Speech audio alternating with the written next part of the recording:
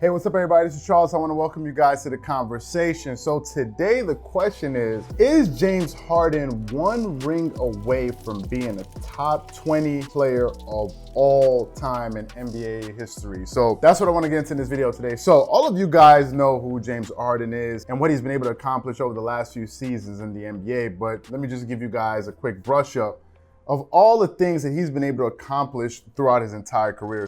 Once upon a time.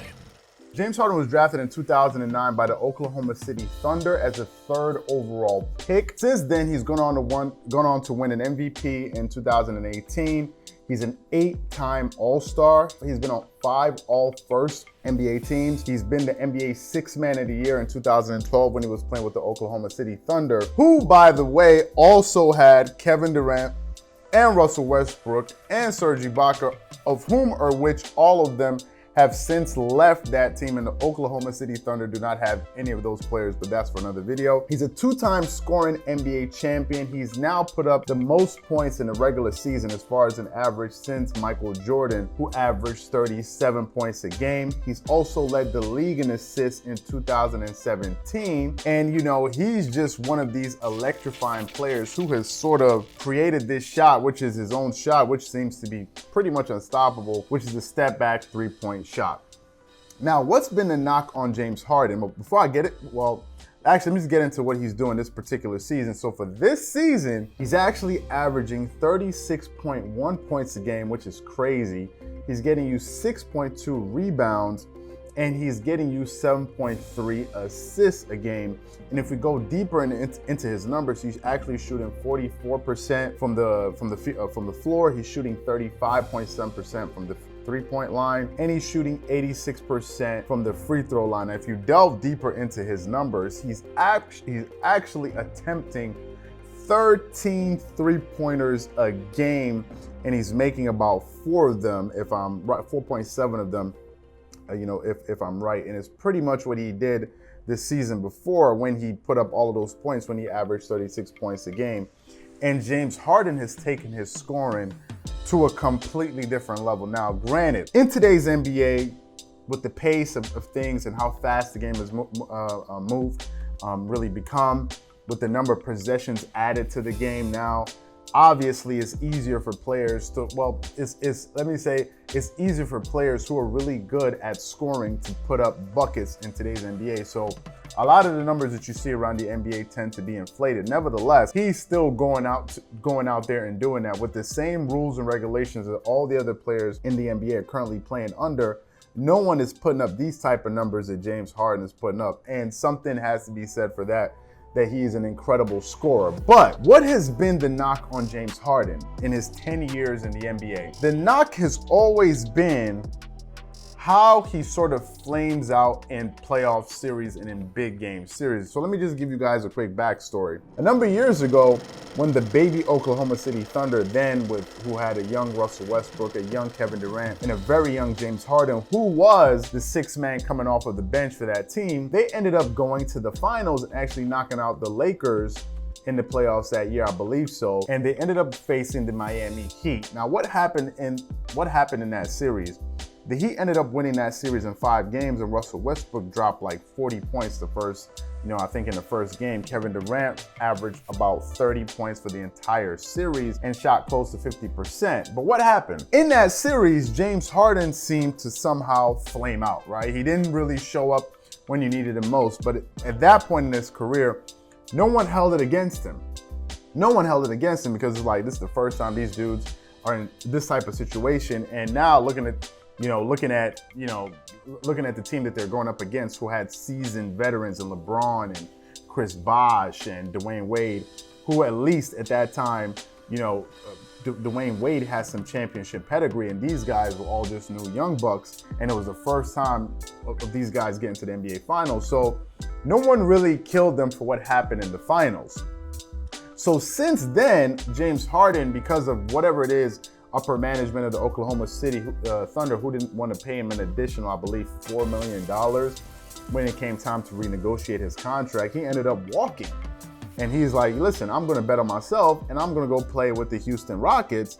And he's been with the Houston Rockets now for probably about 8 years. And when he got there, his first season with the Houston Rockets, he was averaging basically 26 points a game. Whereas in Oklahoma City Thunder the year before, he was averaging 16.8 points a game. The following season, he averaged 25, 27, 29, 29, and 30. And then just numbers took off to 36. And then this season is averaging 36 points. But throughout his tenure with the Rockets, he sort of had two stories. The first chapter, so to speak, was with Dwight Howard. And I remember when Dwight Howard left the Lakers in 2000, at the end of the season 2013, after Kobe ruptured his Achilles, and the Lakers were really trying hard to really keep Dwight Howard. Dwight Howard decided that he was going to move on and play with the Houston Rockets and sort of be a 2.0 of Shaq and Kobe. At least that's what he believed. So that's the reason why he went to go play with James Harden. And that pairing quickly flamed out, and it didn't turn into what they expected it to be. So Dwight Howard left the Houston Rockets, but they were still a good team because remember, they were under the leadership of Mike D'Antoni, who was one of the coaches that really revolutionized at least basketball from the offensive end of the court when he was coaching with the Phoenix Suns with Steve Nash, Amari Stoudemire, Shawn Marion, and all of these guys who had a lot of success in the playoffs, but just weren't able to get over the hump and win a championship. Nevertheless, Mike D'Antoni is famous for his offensive principles that he's able to instill in players, open up the court, and he's really good at having if his offense really works when he has a really good ball handler that knows how to distribute the ball, but it could also shoot. And with James Harden, it became sort of a perfect pairing. And that's the reason why James Harden is able to take about 24 shots a game. Last season, he took 24.5 shots a game. This season, he's taking 23.7 shots a game, and that's because of the person I'm about to get to. So all of this time went on, and the Rockets just weren't able to seem to get over the hump. So then they were able to acquire Chris Paul. And at that time, when they got Chris Paul, the big boys on the block were the Golden State Warriors. All of you guys know this. I mean, they went to probably 5 championship rounds. I don't have the number off of my head.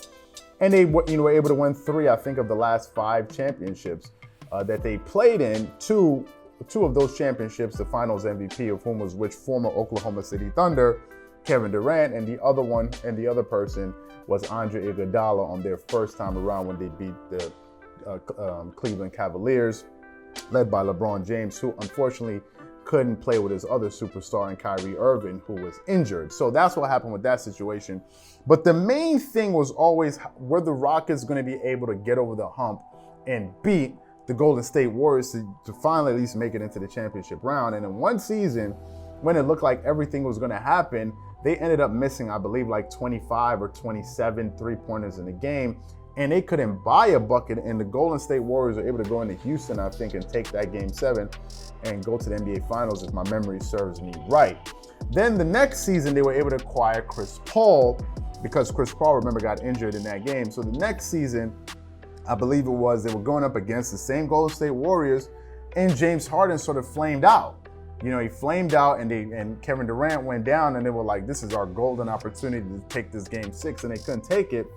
And they eventually lost that season to a Kevin Durant-less Golden State Warriors. And sort of the running joke around the NBA has seemed to be, especially with people like Max Kellerman, has been,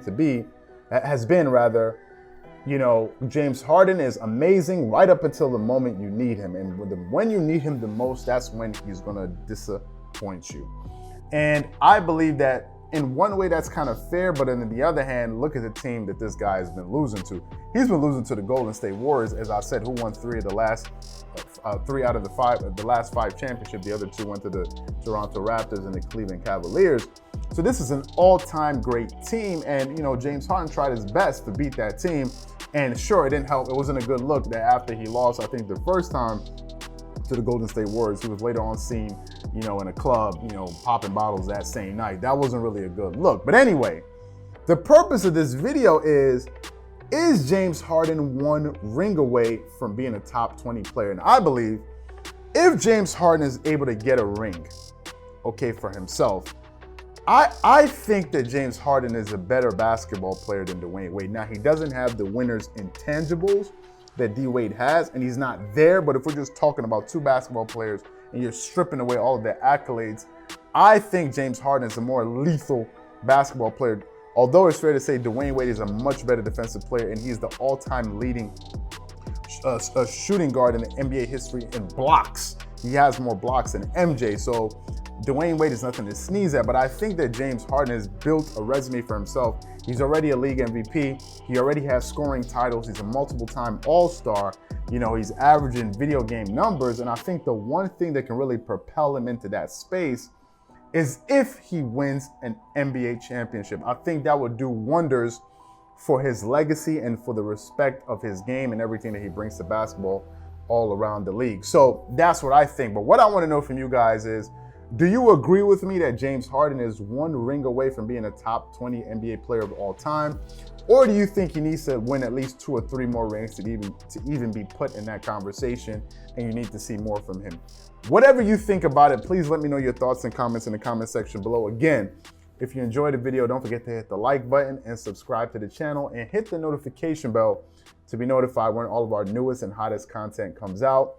Once again, this is Charles here from DreamersPro, wishing you guys an amazing day. Peace.